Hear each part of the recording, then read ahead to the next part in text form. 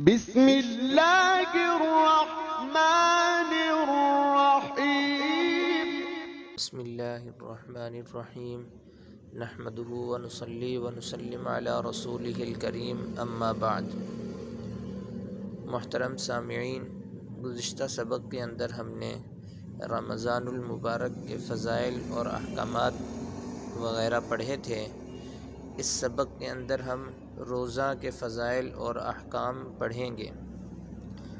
روزے کئی قسم کے ہیں، بعض فرض ہیں جیسے رمضان المبارک کا روزہ، بعض واجب ہیں جیسے نذر اور منت کا روزہ، بعض سنت ہیں جیسے عرفہ کا روزہ، اور بعض مستحب ہیں جیسے ہر ماہ کے 3 روزے، اور بعض روزے نفل ہیں جیسے کہ عام دنوں میں روزہ رکھا جائے، اور بعض مکروہ اور ممنوع ہیں جیسے ایام تشریق اور عید کے دن کا روزہ۔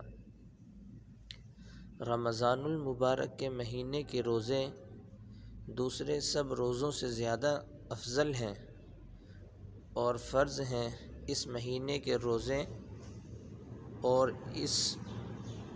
روزہ اس مبارک مہینہ کی اہم عبادت ہے۔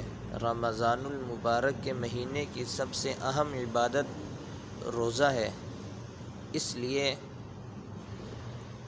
ہم روزے اور رمضان المبارک کے روزے کے احکام اور مسائل کو ذکر کریں گے۔ روزہ کے لغوی اور شرعی معنی۔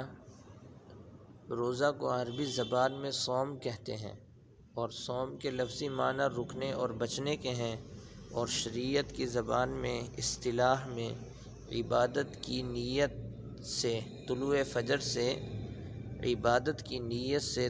فجر سے لے کر غروب آفتاب تک کھانے پینے اور جنسی شہوت پرستی کرنے سے رکنے اور بچنے کا نام روزہ ہے۔ شریعت کی نظر میں عبادت کی نیت سے طلوع فجر سے لے کر غروب آفتاب تک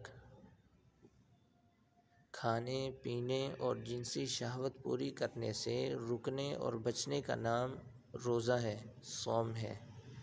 لہٰذا اگر طلوع فجر کے فوراً بعد قصداً یعنی جان بوجھ کر کچھ کھایا پیا یا سورج غروب ہونے سے 1 منٹ پہلے بھی قصداً یا عمداً کچھ کھا پی لیا تو روزہ نہیں ہوگا۔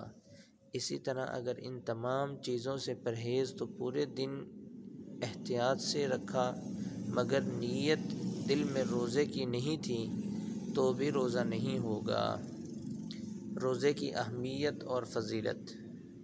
روزہ ان عبادات میں سے ہے جن کو اسلام کے ستون اور شعائر یعنی نشانیاں قرار دیا گیا ہے۔ توحید و رسالت کے بعد نماز، زکوٰۃ، روزہ اور حج اسلام کے ارکان کہلاتے ہیں۔ رمضان المبارک کا روزہ بدنی عبادات اور فرض عین احکامات میں سے ہے اور دین کا ایک بڑا رکن ہے، اور شریعت محمدیہ علی صاحبہ الصلاۃ والسلام کے بڑے مضبوط قوانین میں سے ہے۔ روزہ کی فرضیت قطعی، پختہ اور یقینی دلائل سے ثابت ہے، اور روزہ کے فرض ہونے پر قرآن مجید، سنت رسول اللہ صلی اللہ علیہ وسلم اور اجماع امت اور کئی دیگر عقلی دلائل موجود ہیں۔ رمضان کے روزے رکھنا ہر مسلمان مرد، عورت، عاقل، بالغ پر فرض ہے۔ جس کی فرضیت کا انکار کرنے والا کافر اور بغیر شرعی عذر کے چھوڑنے والا سخت گنہگار اور فاسق کہلاتا ہے۔ بعض اہل علم حضرات کے بقول رمضان المبارک کے روزے ہجرت کے دوسرے سال فرض ہوئے۔ فقہائے احناف کی تحقیق کے مطابق رمضان المبارک کے روزے فرض ہونے سے پہلے عاشوراء یعنی 10 محرم الحرام کا روزہ فرض تھا، پھر رمضان کے روزوں کی فرضیت کا حکم آنے کے بعد عاشوراء کے روزے کی فرضیت کا حکم ختم ہو گیا۔ روزے کی فرضیت کے متعلق قرآن مجید میں اللہ رب العالمین کا ارشاد ہے یا ایہا الذین آمنوا کتب علیکم الصیام کما کتب علی الذین من قبلکم لعلکم تتقون، اے ایمان والو تم پر فرض کیے گئے ہیں روزے جیسا کہ فرض کیے گئے تھے تم سے پہلوں پر، تاکہ تم متقی ہو جاؤ، پرہیزگار ہو جاؤ۔ روزے کی فرضیت کا حکم مسلمانوں کو ایک خاص مثال سے دیا گیا ہے۔ روزے کے حکم کے ساتھ یہ بھی ذکر فرمایا کہ یہ روزے کی فرضیت کچھ تمہارے ساتھ خاص نہیں، بلکہ پچھلی امتوں پر بھی روزے فرض کیے گئے تھے۔ اس سے روزے کی خاص اہمیت بھی معلوم ہوئی اور مسلمانوں کی دلجوئی کا بھی انتظام کیا گیا کہ روزہ اگرچہ مشقت کی چیز ہے مگر یہ مشقت تم سے پہلے لوگ بھی اٹھائے ہوئے تھے۔ طبیعی بات ہے کہ جب مشقت میں بہت سے لوگ مبتلا ہوں تو وہ ہلکی معلوم ہونے لگتی ہے۔